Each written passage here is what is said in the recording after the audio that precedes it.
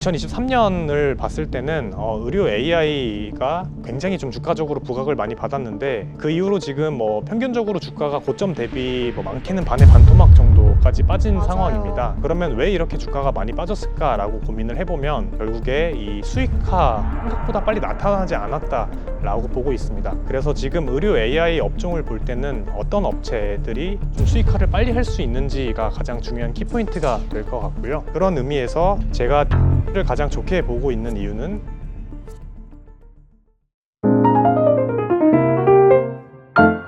의료 AI 쪽 관련해서 오늘 자세한 이야기 나눠보도록 할 텐데, 일단 2025 GTC에서 소프트웨어의 한 축으로 AI 소프트웨어의 한 축으로 암, 알츠하이머를 미리 진단하고 예방하는 AI가 소개가 됐단 말이죠. 숨 고르게 하던 의료 AI 관련주에 조금 더 활발한 촉매제가 될 수 있을 만한 뉴스인지 궁금합니다. 네, 일단 오늘 이제 엔비디아 GTC에서 발표를 한 노을이나 네. 어제 이제 발표하기로 예정했던 온코크로스 같은 업체들의 주가가 좋았는데요. 사실 전반적으로 지금 AI의 이 기술 사이클 자체가 하드웨어에서 소프트웨어로 이동을 하고 있기 때문에 결국 앞으로 더 부가가치가 높은 소프트웨어에 좀 관심을 가져야 된다라고 생각을 하고 있고요. 대표적인 AI 소프트웨어라고 하면은 이제 의료 AI를 꼽을 수 있기 때문에 지금 시점은 이제 의료 AI에 좀 관심을 갖기 좋은 상황이라고 보고 있습니다. 네, 의료 AI에 관심을 갖기 적기이다라고 말씀을 해주셨는데, 사실 노을이라는 기업이 익숙하지 않은 분들이 더 많으실 수 있거든요. 노을이라는 기업이 그런데 GTC에서 암 진단 솔루션을 공개했다라는 기사가 나오면서 급등을 했어요.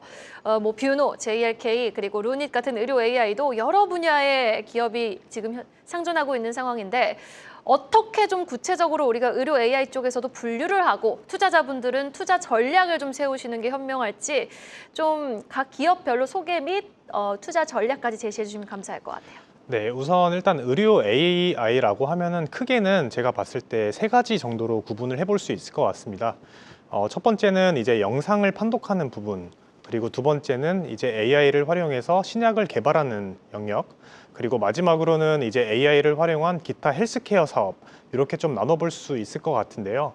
그러면 이 중에서 이제 어느 쪽에 조금 더 집중을 해야 되냐라고 보면은 저는 첫 번째 부분인 이제 영상 판독 쪽을 집중해야 된다라고 보고 있습니다.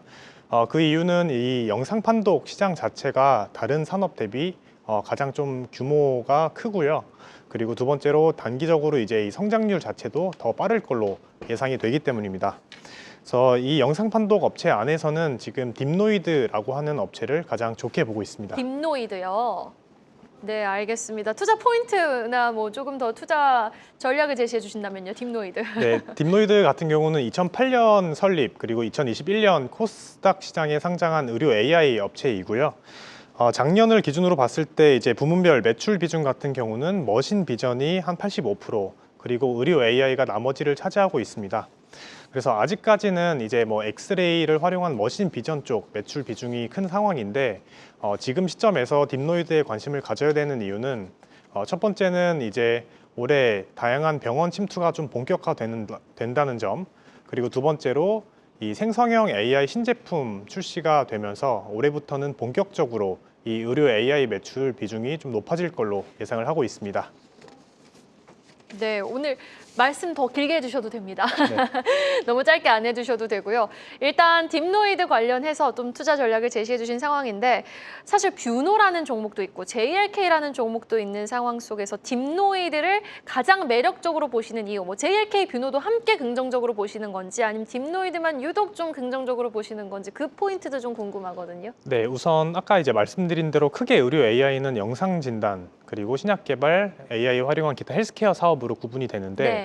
이제 영상 진단 쪽에서 대표적인 업체는 이제 루닛, JLK, 딥노이드, 코어라인 소프트 정도가 있고요.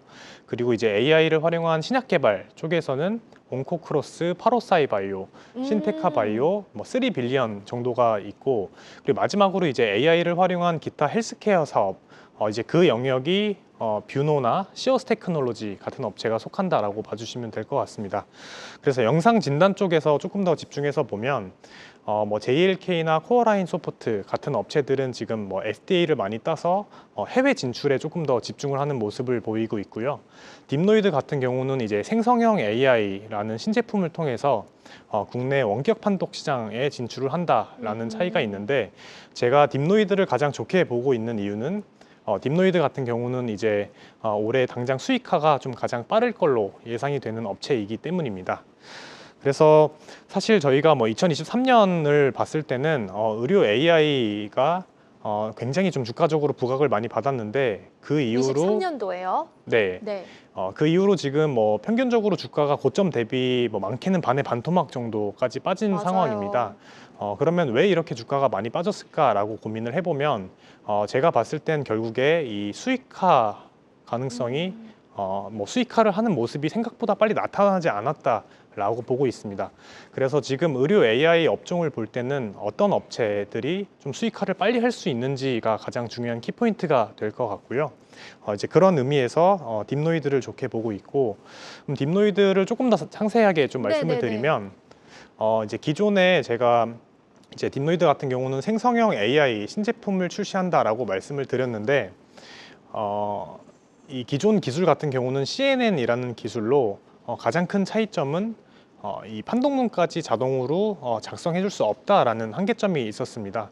근데 이제 실제 의료 현장에서는 의사분들이 이 의료 AI를 활용해서 결국에 이 판독문까지 자동으로 작성이 돼야 좀 효용 가치가 높은 상황이었는데, 그게 좀 기술적으로 안 되다 보니까 실제 의료 현장에서는 생각보다 효용 가치가 높지 않았다라고 보고 있고요. 딥노이드가 지금 이제 올해 하반기 출시 예정인 동사의 생성형 AI M4CXR이라는 제품 같은 경우는 이 자동으로 판독문까지 좀 생성이 가능하기 때문에 앞으로 실제 병원에서 도입률이 좀 빠르게 높아질 수 있을 걸로 예상을 하고 있습니다.